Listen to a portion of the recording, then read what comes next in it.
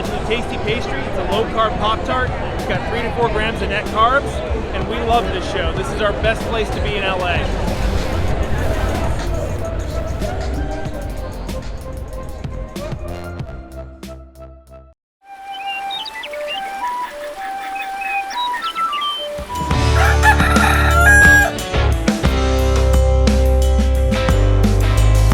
Welcome back to Legendary Foods Muscle in the Morning. I'm Dave Palumbo, and today is Wednesday, December 7th, 2022. And let's find out what's going on in the world of bodybuilding and fitness. We're officially out of shows to recap until Olympia weekend. So instead of Recap Wednesday today, we've got a Tag Team Wednesday show lined up for you. And right now, there's no team in bodybuilding that has more attention focused on them than Big Ramy and Dennis James. The two-time champ has been bunkered down with DJ at Camp Menace for the most of his prep. And now that the finish line is finally in sight, you'd imagine that this will be the time they try to empty the tank to bring in all those little details that make Ramy so special when he's firing on all cylinders. Every time we've seen a Ramy update throughout this process, he's managed to raise the bar and exceed expectations. So as long as DJ doesn't let him take his foot off the gas, it's going to take one hell of an effort from anyone who's trying to play catch up. Very few people have ever gone from 5th to 1st place in the Open Olympia in the span of 1 year.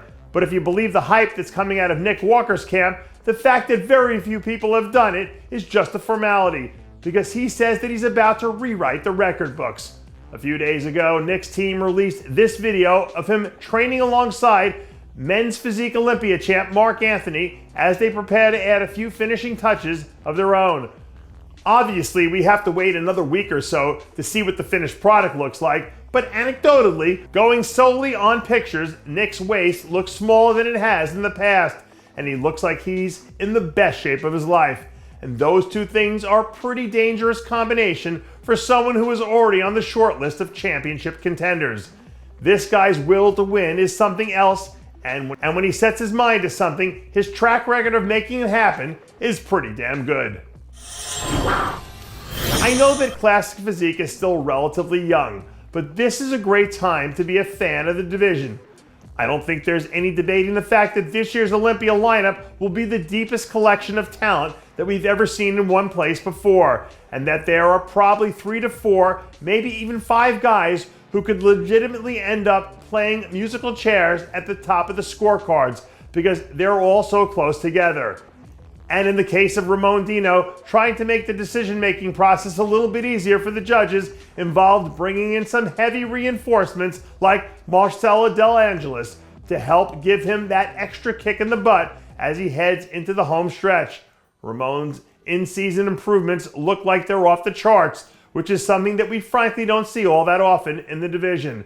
So if he's done enough to get himself a look standing next to Chris Bumstead in the first call-out, at that point, all bets are off, because it could really start to open up the floodgates. I don't know if any of you guys out there are foodies, but if you're an adventurous eater, every so often you'll come across an unlikely pairing that actually is a lot better than you expected before you just dove in and took the first bite. And in a weird way, George Brown and Kevin Levrone feel like bodybuilding's version of one of those unlikely food pairings.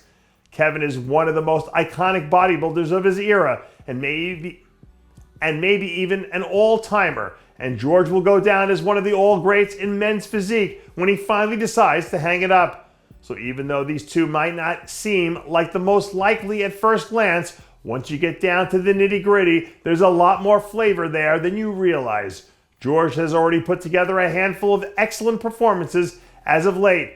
So with someone like Levrone in his corner pushing him to empty the tank, the finished product might end up being a whole lot stronger than people were anticipating. And that does it for yet another edition of Muscle in the Morning. I'm Dave Palumbo, reminding you to always be true to your passions, and make sure to follow us on Facebook, Twitter, and Instagram.